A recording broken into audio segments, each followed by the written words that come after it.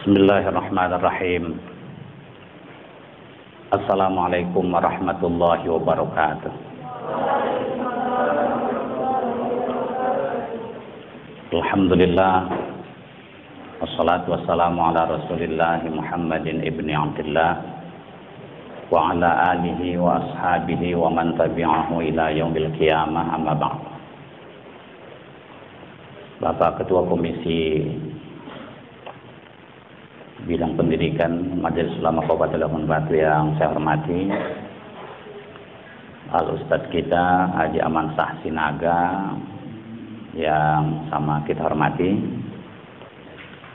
anak-anak kami sekalian, putra-putri yang kami banggakan. Alhamdulillah, kita ucapkan sebagai bahagian dari tanda syukur kita kepada Allah yang masih memberi kita nikmat-nikmat yang besar. Anak-anakku sekalian, ini tutur anak saya memang ini. Saya sudah tua, anak saya tak ada lagi tingkat SMA. Sudah yang paling kecil sudah di perguruan tinggi semester 2 kalau nggak salah ini. Dan makanya anak-anak saya, tapi kalau cucu belum lagi ini. Walaupun begitu banyak juga manggil saya. Atau katanya, tua kali kurasa aku jadinya. Bangga kali orang tuh manggil aku Ato, padahal sedih kali kurasa umat jangkau pikir. Jadi anak-anakku sekalian, nama saya sudah ada di sini. Ini nama asli, di ijazah seperti ini. Tapi kalau nama harian panggilan Ahmad Ruzaini, maka yang sering sebut Pak Ruzaini. Pak Ruzaini. Kalau di Facebook pun nama saya Ahmad Ruzaini Hasibuan. Sama kalau di ijazah seperti ini dia Ahmad Ruzaini Hasibuan ya. Ada marga Hasibuan di sini. Ada marga Hasibuan. Tak ada ya. Masuk duduk. Di sana perempuan ada satu orang. Sini. Ini muka ini kan kosong kan?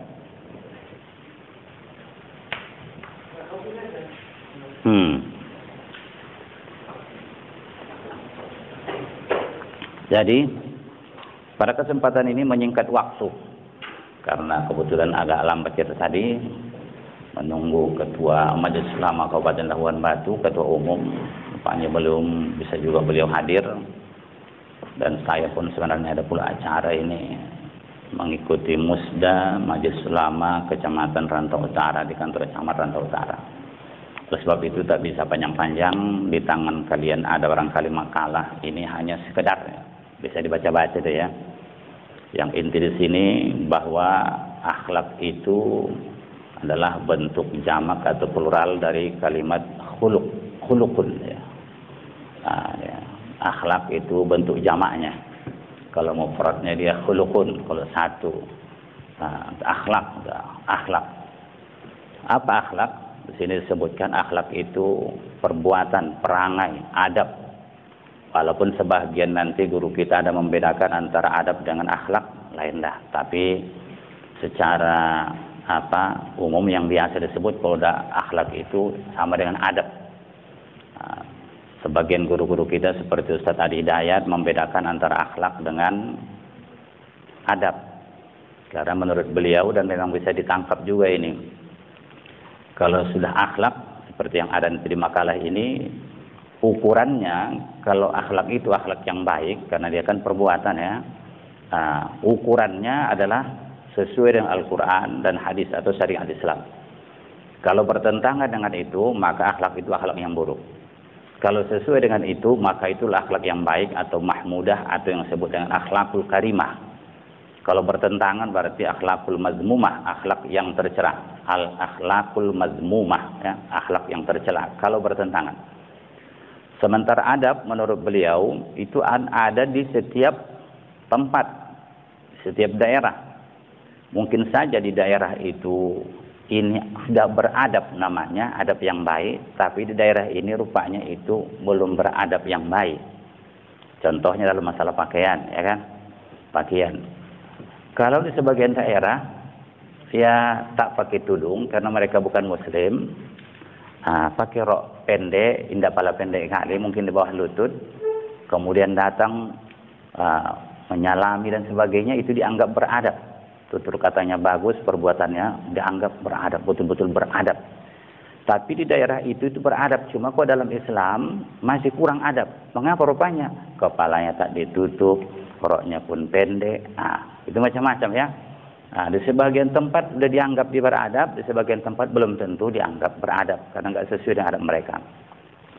Namun banyak guru-guru kita mengatakan akhlak itu sama dengan adab. Cuma kalau sudah disebut akhlak, apalagi akhlakul karimah, ukurannya bukan nilai yang ada di satu daerah, tapi syariat Islam. Kalau sudah betul menurut Islam, akhlakul karimah. Tapi kalau sudah bertentangan, berarti itu akhlak yang tercela ya. Jadi anak-anakku sekalian, kalau di dalam makalah ini yang kita tekankan di sini adalah akhlak antar remaja, putra putri terutama. Maka secara singkat saya sampaikan di sini, kalau kita lihat berkenaan dengan kalau bertemu mengucapkan salam, itu sudah biasa ya. Jadi kan gambaran pemuda soleh itu begitu, kalau berjumpa bukan pula, woi, kadang-kadang gitu, woi, apa kabar woi, apa kabar coy, saya pakai coy lagi. Islam tak begitu pula, kalau pemuda soleh, assalamualaikum, assalamualaikum, ucapan assalamualaikum aja pun betul memang, assalamualaikum, waalaikumsalam ya. Jadi kalau dijawab yang betul, waalaikumsalam, tidak waalaikumsalam, waalaikumsalam. Nah, kan pakai alif lam dia kan. Jadi waalaikumsalam, assalamualaikum, waalaikumsalam. Ya. Pemuda soleh pula ucapannya pun usahakan bagus. Ini kadang-kadang kok jumpa, kum. Ya. Ada kadang-kadang datang ke rumah, tok, Assalamualaikum. Bukan assalamualaikum, Waalaikum. Enggak juga, Waalaikum. Enggak juga, tok, Waalaikum. Datang di dalam pun, Kumlam. Wah, ini tak betul ini ya. Nah, jadi seorang pemuda soleh itu berusaha sedapat mungkin mengamalkan ajaran Islam itu dengan sebaik-baiknya. Itu lagi akhlak pula.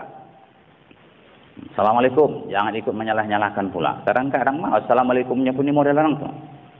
Assalamualaikum katanya. Itu pemuda yang soleh itu, bukan soleh ya. Melepiu pula. Jadi jangan mau mengikuti yang salah-salah itu. Ucapkan ini bagus. Assalamualaikum. Waalaikumsalam. Ucapan salam ini. Kalau lebih banyak dia salamnya lebih bagus lagi, lebih lengkap. Assalamualaikum warahmatullahi wabarakatuh. Cuma kok jumpa di jalan biasanya tak pala begitu, panjang kali kan. Melewat berjumpa begini di jalan. Assalamualaikum. Waalaikumsalam. Tapi kalau sempat berselisih naik kereta pula, assalamualaikum warahmatullahi wabarakatuh. Udah sampai dari sana. Mungkin disingkatkan sikit. Assalamualaikum, waalaikumsalam. Selagi bisa itu hebatnya salam ini. Karena salam Islam ini luar biasa. Melengkapi waktu dan dia adalah doa untuk orang yang diberi salam. Assalamualaikum, keselamatan untuk kamu, kesejahteraan. Pokoknya keamanan, kedamaian. Sebenarnya doa itu. Maka ketika ada orang mendoakan orang lain supaya aman, tenang. Senang dia sebenarnya. Itu isi salam itu. Makanya kalau ada orang, Assalamualaikum, tak mau menjawab. Itu rugi kali dia itu. Assalamualaikum. Katanya pula.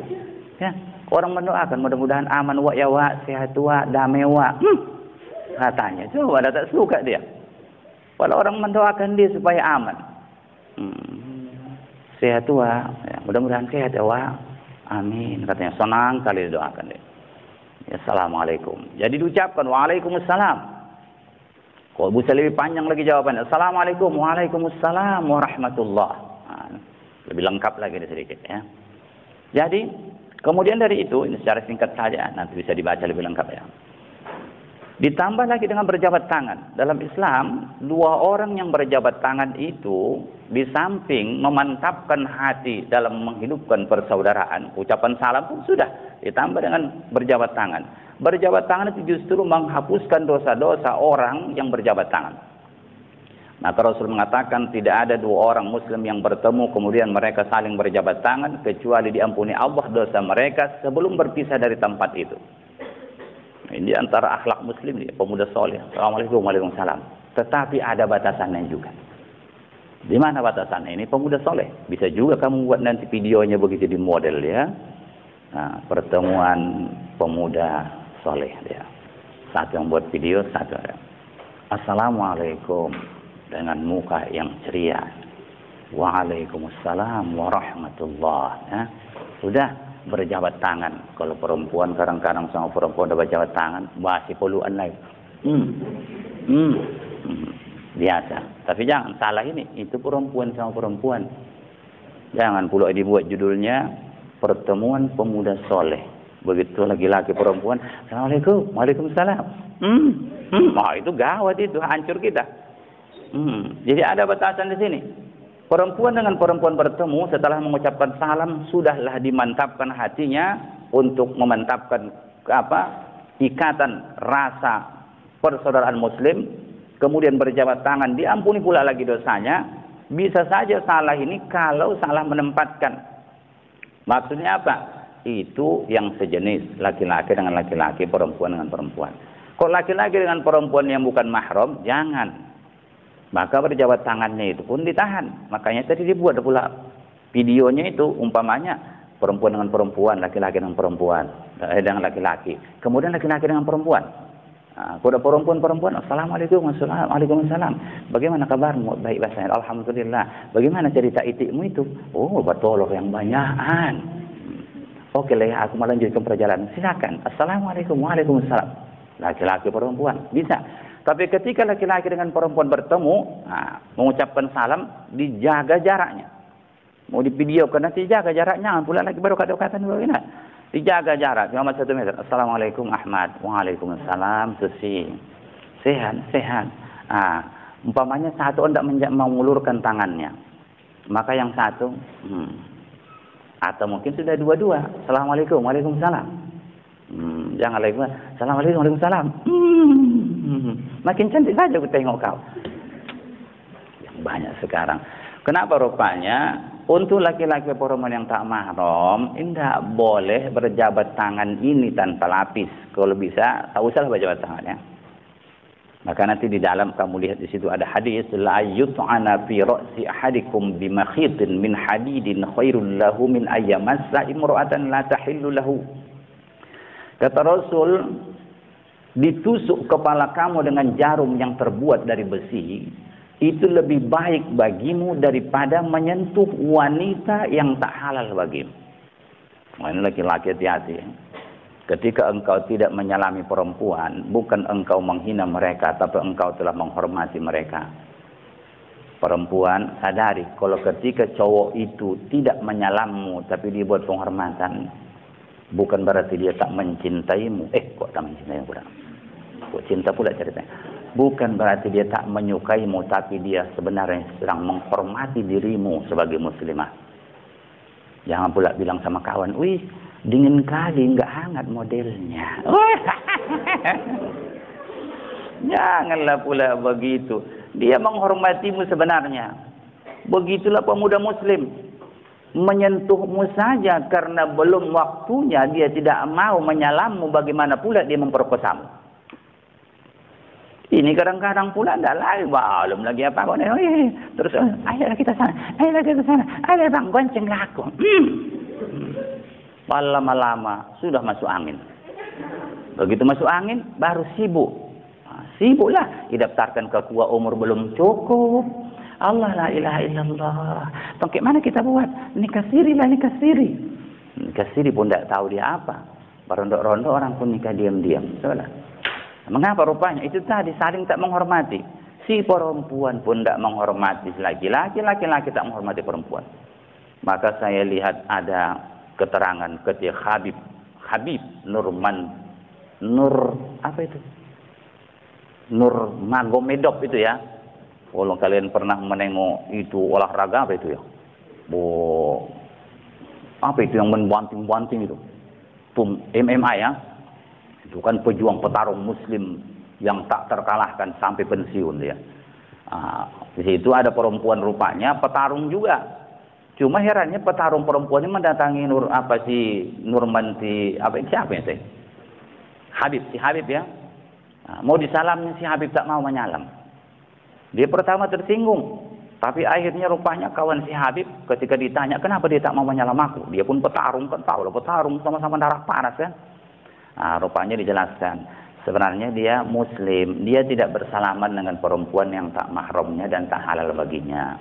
Dia tak menyalamu bukan karena dia tidak suka, tapi dia menghormati engkau sebagai perempuan.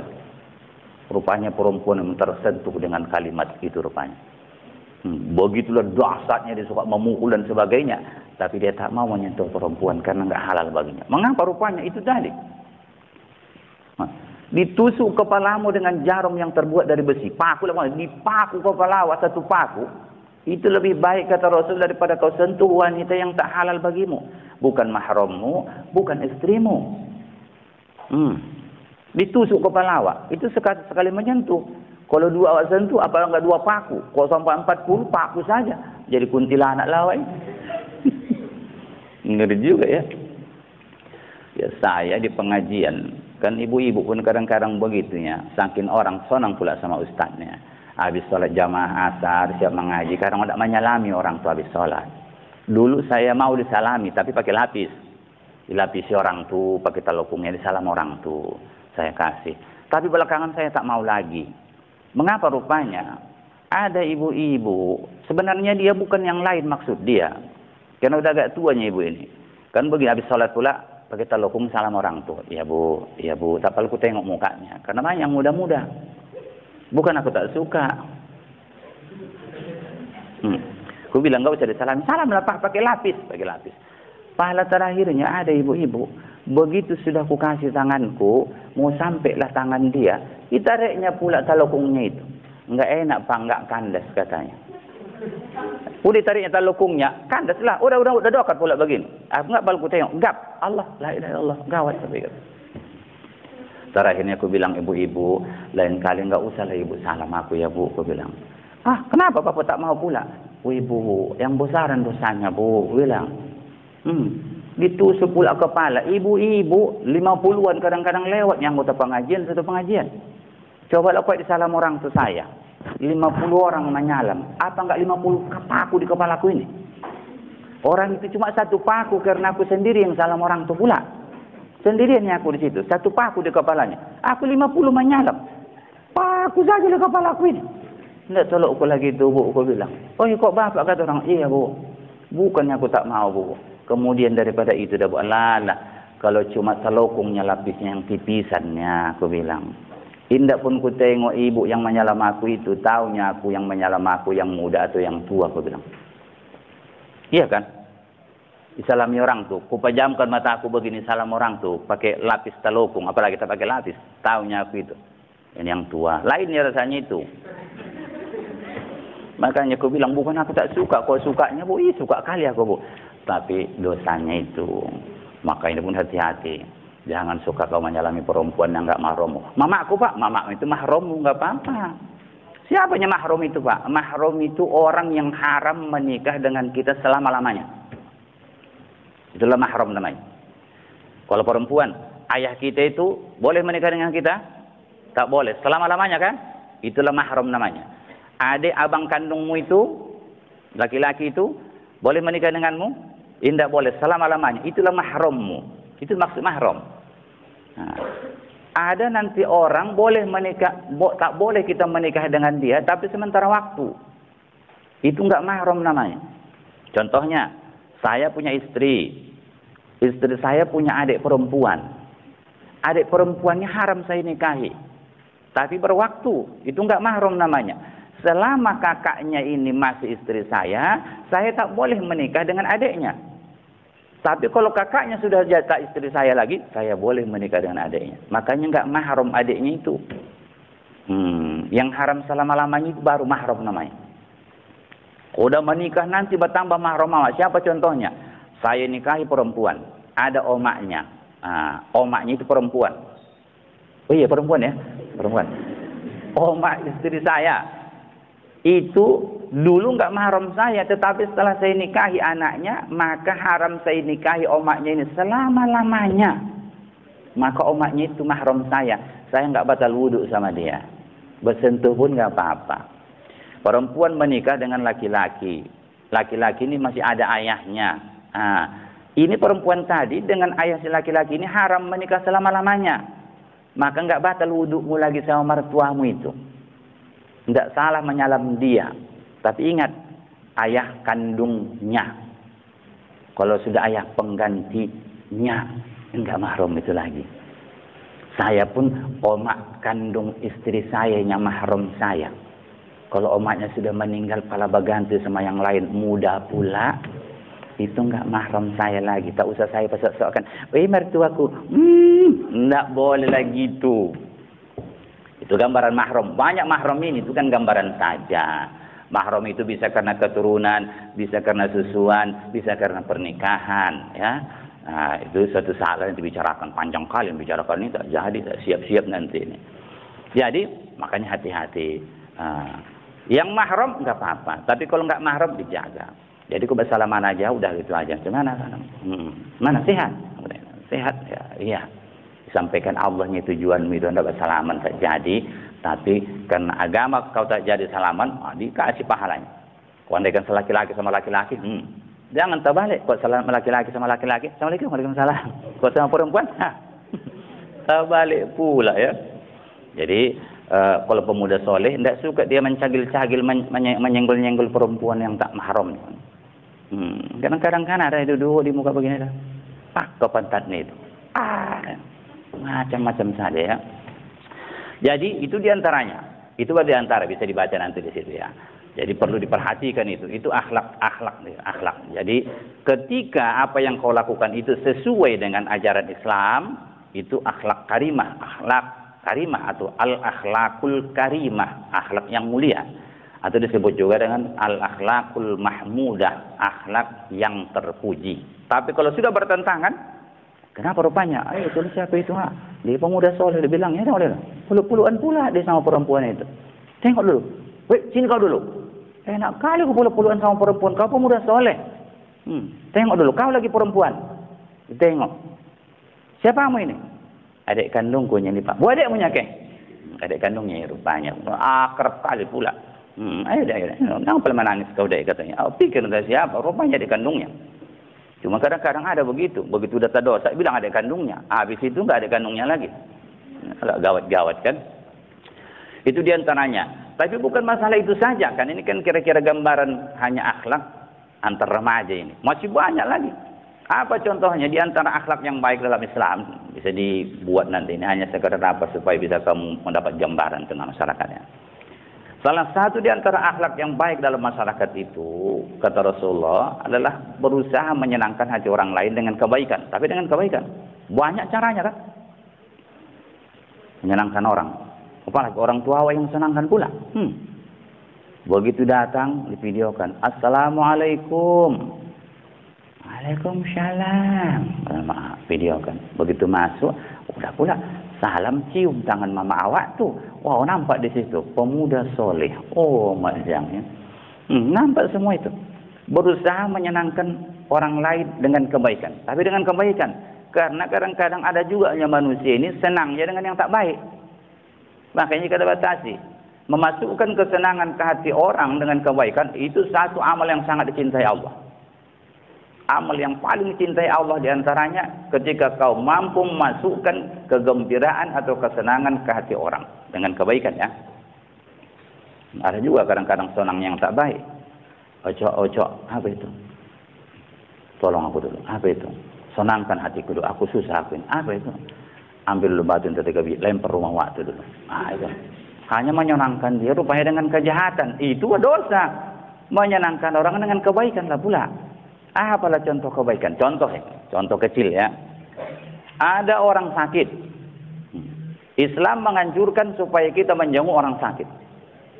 Jadi menjenguk orang sakit ini termasuk akhlak yang terpuji nih. Walaupun kadang-kadang agak malas orang. Banyak juga. Apalagi musim sekarang. Sakit apa dia? Entah apanya kawan. Entah coronanya. Menular pula nanti. Alasan kan. Tapi pada dasarnya, kalau bukan karena yang begitu-begitu dikhawatirkan menular, mengunjungi atau menjenguk orang sakit ini pahalanya luar biasa. Sampai kata Nabi, barang siapa yang menjenguk orang sakit, dia berangkat di waktu pagi, kata Rasulullah, maka 70.000 malaikat bersolawat untuknya sampai sore hari. Bayangkan itu. Hebatnya dalam Islam anjuran menjenguk orang sakit. Berangkat dia di waktu pagi, 70.000 malaikat. Bukan 7.000, 70.000 malaikat bersolawat untuknya sampai sore hari. Ditugaskan Allah 70 tugas orang tuh bersolawat saja. Apa maksud salawat malaikat kepada manusia ini? Salawat malaikat itu dimintakannya kepada Allah supaya diampuni dosa kita, supaya disayangi kita. 70.000 malaikat. Dahsyatnya rupanya menjenguk orang sakit itu. Dan bila dia datang menjenguk jadi waktu sore hari, kata Rasulullah, maka 70.000 malaikat pula bersolawat untuknya sampai besok pagi. Coba. Makanya kok bisa jangan tamu-tamu awak datangnya. Pagi berangkat sampai sore 70. Jangan pula 1 jam sebelum sore. Sikitlah. 70.000 yang berdoa, tapi sikit waktunya. Tinggal 1 jam lah pula. Didoakan 1 jam selesai. Tapi kalau pagi awak berangkat sampai sore 70.000 malaikat, ya Allah ampuni dosanya, ya Allah sayangi dia. Ampuni dosanya, sayangi dia. Ampuni dosanya, sayangi dia. 70.000 malaikat. Dahsyat ya. Jadi kok familia awak yang sakit Pak awak jenguk sama. Makanya biasa di perwiritan atau di sekolah kan dibuat itu. Sakit kawan kamu si anu, ayo perwakilan, kalaupun tak bisa semua perwakilan datang ke sana. Biasa begitu ya. Bawa kamu bolu. Karena orang sakit biasa kok ditengok sonang hatinya itu. Dikasih semangat sama dia. Apalagi dibawakan bolu. Apalagi dikasih pula semangat. Sehatlah kau yo, nanti kok sehat kita bolehkan ke elek yang baru. Makin sonang hatinya. Tapi jangan manokok pula. Begitu sehat dia mana ke LX itu katanya. Biar sonang aja ya hatimu. Wah itu gawat juga itu ya. Ini pun akhlak yang baik ini. Dah haus diantaranya kan. Minta maaf yo.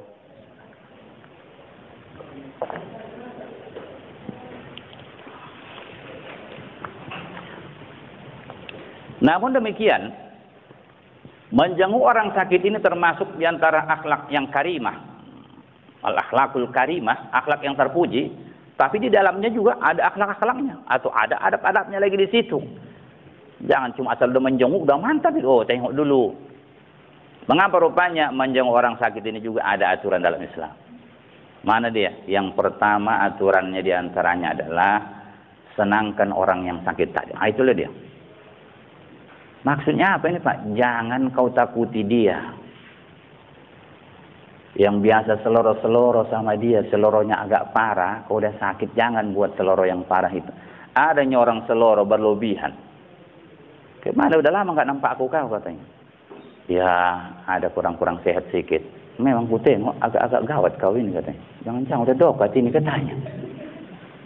Tapi kalau masih sehat seloro begitu, tidak pernah sakit kali hati dia. Kaunya duluan katanya paling-paling kan. Tapi kalau dia sudah sakit, di saat dia sakit, jangan kau ucapkan lagi itu. Karena kalau waktu dia sakit itu semangatnya udah betul-betul turun. Begitu diucapkan kalimat itu, takut kali dia itu. Makanya Nabi mengatakan, "Idza dakhaltum ala maridin fanaffisu lahu fil ajal, fa innahu la yaruddu syai'an wa huwa yutibu nafsal marid." Kalau kamu masuk menjenguk orang sakit, ucapkan kepadanya yang menyenangkan hatinya. Artinya apa? Katakan, aman ini, sehat ini kok cuma begini. Itu tak bisa merubah takdir. Kalau mau mati, dimatinya itu. Tapi yang penting kau senangkan hati orang sakit. Ya, makanya kau datang ke orang sakit itu. Assalamualaikum, waalaikumsalam. Apalagi kadang-kadang waktu masih bisa cakap dia bagus. Itu kok ditanyanya pun andaikan, kayak mananya kawan kau lah kawan akrabku. Kau rasa adanya harapan sehat aku lagi katanya. Kalaupun di hatimu mengatakan ada tipis harapan, tak boleh kau bilang itu. Oh, insya Allah sehat nih. Lebih dari sini lagi tetanggaku parahnya.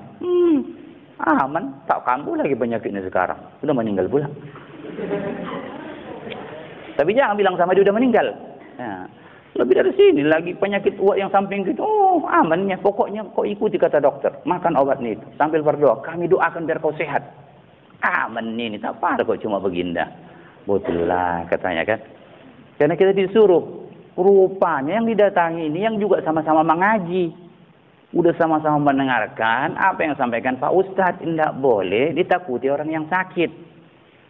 Allah, kau kan pura-pura karena bilang Pak Ustadz tak boleh takut-takuti. Pura-pura kau manokoh. Kau rasa macam mana? Betul lah. Kau lah kawan, kau lah ketua OSIS. Kutanya kau dulu. Adanya harapan kau tengok sehat aku katanya. Ketua OSIS mana nengok? Udah tipis harapan. Tapi dia ingat, nggak boleh dibilang dah. Oh, insya Allah sehat nih tuh kawan. Oh, doa kita semua ini berapa orang kita mudah-mudahan sehat itu nggak ada masalah. Mudah-mudahan sehat. Kami doakan, bilang aja. Ucapanmu itu tidak bisa merubah takdir sama dia, tapi kata Rasulullah itu menyenangkan hati dia. Itu yang penting. Senangkan hati orang sakit itu. Jangan takut-takuti dia. Oh, tunggu dulu ya. Inilah akhlak yang buruk. Assalamualaikum. Belum lagi siap Ustaz. Sebentar lagi ya, sabar ya. Jadi. Oke, Assalamualaikum. Ada pula ini Musda MUI Kecamatan Lantai Utara. Agak lambat kita tadi kan. Bisa jam 8 tadi mulai udah selesai sebenarnya. Apa tadi ku bilang? Iya, setelah ini akhlak yang kurang baik juga ini sedang ceramah, telepon diangkat. Tapi enggak diangkat pun buruk pula, lupa pula matikan apanya tadi kan. Halah, berarti maafan lah kita ya. Jadi, jangan takut-takuti. Kadang-kadang kan ditanyanya itu orang yang kira-kira apa. Taunya aku, kata Pak Ustadz tak boleh bilang begini. Jujurlah kau jujur. Aku udah siapnya aku menerimanya. Katanya juga. Datang pula kawan nih. Aku sebenarnya enggak sampai hatinya aku menyampaikannya ini. Di situ aja udah gini dia itu. Yalah, udah begini dia itu. Baru begitu dibilang, aku sebenarnya nggak sampai hatinya aku membilangkan ini. Cuma kau paksa pula aku, kata kawan nih. Bilanglah nggak apa-apa, aku siapnya. Apa yang siap oleh apa-apa udah menangis dia. Itulah hebatnya itu. Bilanglah nggak apa-apa. Memang kalau ku tengok matamu, tak ada lagi nampak ku gambar orang di situ. Kan biasa kata orang kau ada gambar orang tak ada di mata itu lagu udah mau mati itu kata orang tuh kan. Iya. Oh, ini enggak apa-apa. Katanya juga. Itulah aku bilangnya tadi jangan, tapi kau paksa juga aku katanya. Ini yang membilang ini tak bagus ini dosanya ini. Enggak boleh kau bilang itu walaupun nampakmu sudah parah, udah gawat nih udah. Mudah-mudahan sehat itu kawan. Mudah-mudahan pala cuma segini. Banyak lebih parah lagi sakitnya sehatnya dia. Apalagi cuma segini encer ini, cemen ini katanya. Ya, itu diantaranya ya. Itu dia. Takut-takuti dia. Kemudian apa lagi? Kalau nampakmu sudah payah dia bercakap, jangan bercakap. Jangan lagi lawani saja dia bercakap. Assalamualaikum.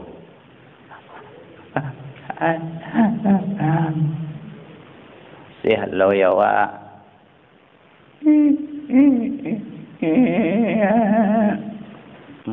Udah lama sakit Wak.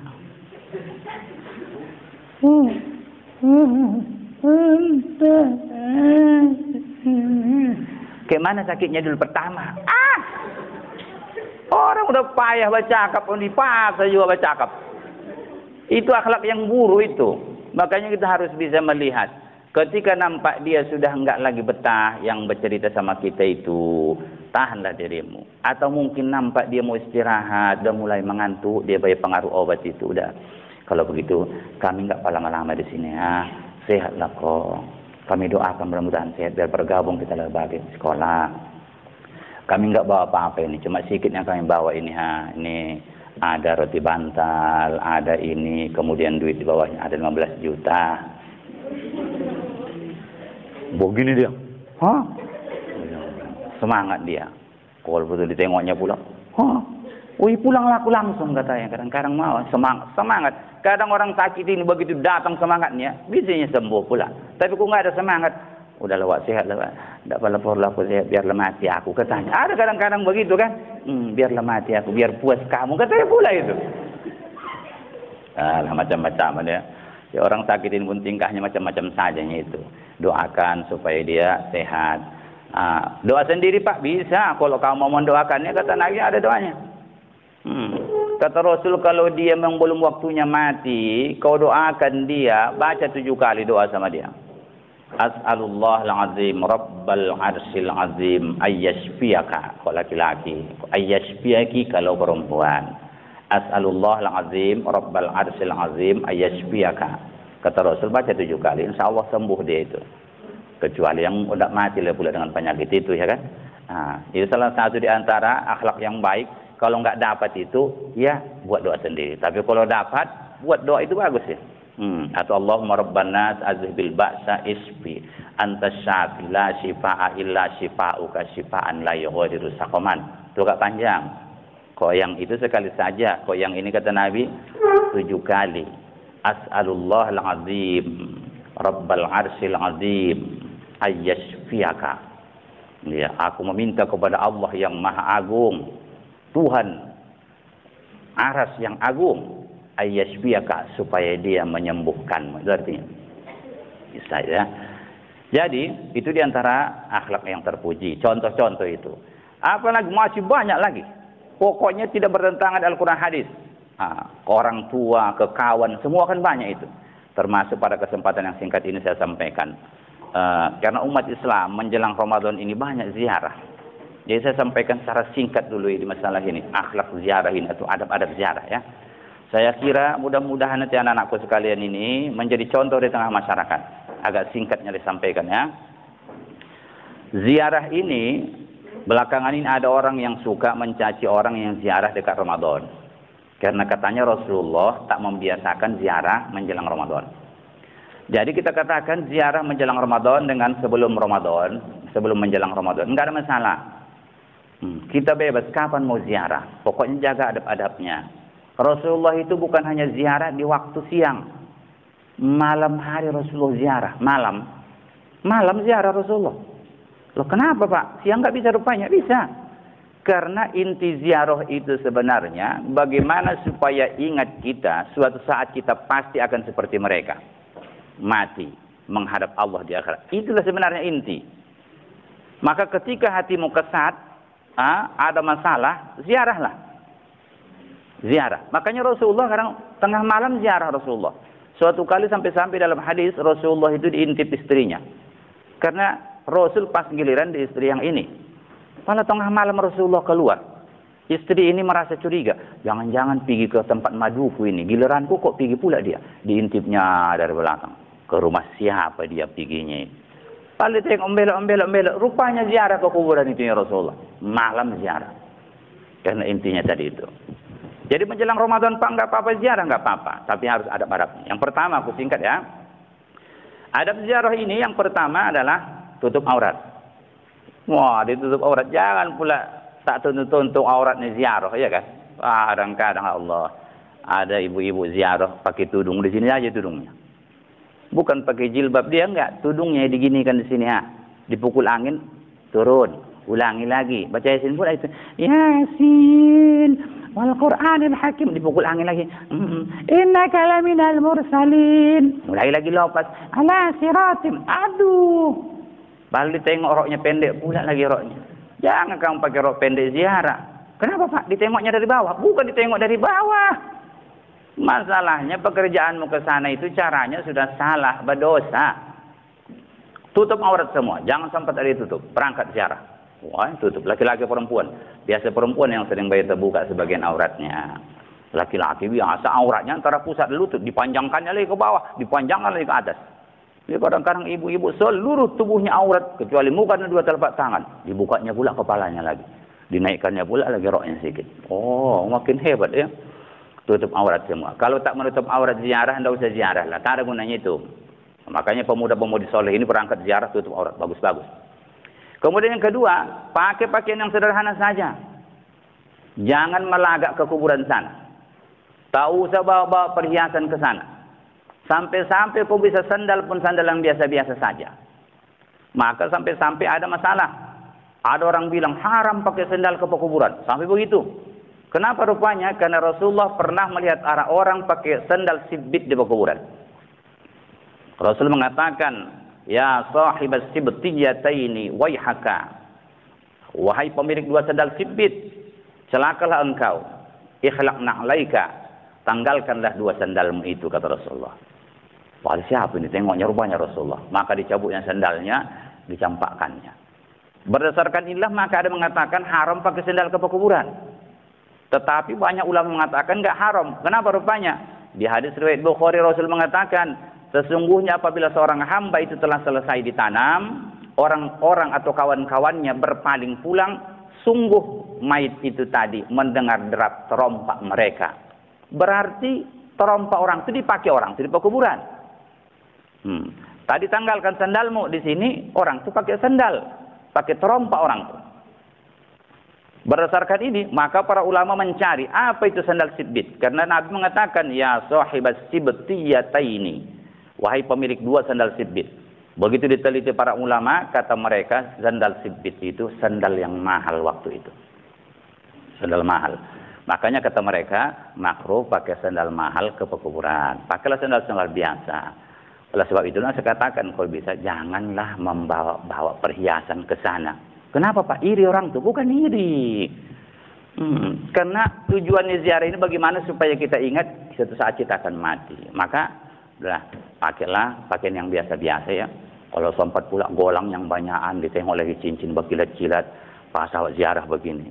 Nampak awak golang awak itu udah lama golang itu tak bertambah-tambah. Bukan mengingat ke mati, itu mengingat ke golangnya lah gitu ya. Makanya udah sampai ke pekuburan sana, udah sampai di situ ucapkan salam. Assalamualaikum ya ahlal kubur minal muslimin wal mu'minin. Wa inna insyaallah bikum lahikun as'alullah lana wa lakumul afiyah. Panjang kali Pak, cari yang pendek. Assalamualaikum ya ahlal kubur minal muslimin wal mu'minin. Itu pun panjangnya Pak. Assalamualaikum ya ahlal kubur. Itu panjang. Assalamualaikum. Masuk ziarah ke kubur itu. Jadi tidak sebenarnya harus mau ziarahnya kamu baru mengucapkan salam di kuburan. Tak usah mau ziarah pun sunat mengucapkan salam lewat di kuburan Islam ya. Bakaran batu lewat kamu. Assalamualaikum ya ahlal kubur. Tengah malam kamu lewat di situ dari rumah sakit mau pulang kemari. Assalamualaikum ya ahlal kubur. Gitu aja Pak. Iya. Enggak pala baronti awak. Tak usah baronti. Tak usah pala tunggu dijawab orang itu lagi. Dijawab nanti gawat kau itu. Manggalotor kau nanti. Waalaikumsalam. Kemana kau? Kata ya. Mah. Iya. Jadi sunat. Masuk ke kuburan. Jangan pijak-pijak kuburan orang lain. Lewatlah di antara-antaranya itu. Tidak ada antaranya lagi Pak. Udah ditembok semua. Tong temboknya itu pinggir-pinggir. Pijak. Temboknya itu. Yang tak boleh dipijak itu tentang dia itu. Andaikan ditusuk, di situlah dia. Jadi pinggir yang tembok ini sini nggak apa-apa. Jalan kau ke sana. Sampai ke kuburan yang dituju. Itu ucapkan salam lagi. Kalau di situ dalam kitab yang ada dijelaskan contohnya assalamu alayka ya abi, assalamu alayka ya ummi. Kalau di bahasa Indonesia kan payahnya Pak ngerti aku Pak. Udah. Assalamualaikum ayah, assalamualaikum oma. Salammu itulah tandanya kau datang ke situ. Ini harus tahu. Salammu itulah tandanya kau datang ke situ. Bukan menghapus-hapus batu nisan. Tak usah disapu-sapu batu nisan itu. Tak ada untungnya itu. Ruginya yang banyak. Apa ruginya? Hatimu akan rusak. Seolah-olah batu itu pengganti orang yang kau ziarahi. Tengok orang yang mau menghapus batu itu. Lembut penghapusnya. Seolah-olah itulah pengganti yang sapunya orang itu. Gini-gini. Baca selawat. Tidak usah kau sapu-sapu itu. Dia itu hanya tanda ini kuburan. Itu saja. Dia hanya tanda ini kuburan. Jadi nggak usah disapu-sapu, nggak apa-apa, nggak ada ruginya. Si mayit tak rugi, kau tak rugi. Jadi udah assalamualaikum kau ucapkan, itulah tandanya kau datang. Boleh dipegang Pak, kalau memang dia kotor atau mungkin mau tumbang, silakan pegang. Betul kan ini maksudnya? Tapi kalau tidak, tak usah. Kemudian secara singkat doakan dia, jangan minta doa sama dia. Jangan minta doa, jangan bilang-bilang pula, oh ya ini hendak nikah laku ya, tapi nggak jadi sama yang ayah bilang dulu. Tahulah pula ayah, dia ingkar janji, udah 2 tahun tak ada kabar berita, maka nikah sama Bang Ali lah jadinya. Jangan tegur-tegur kami ya. Restui kami ya. Untung ayah yang tak bisa bercakap. Sibuklah kau yang mau enak, aku pula yang sibuk. Jadi jangan minta doa sama dia, doakan dia itu maksudnya.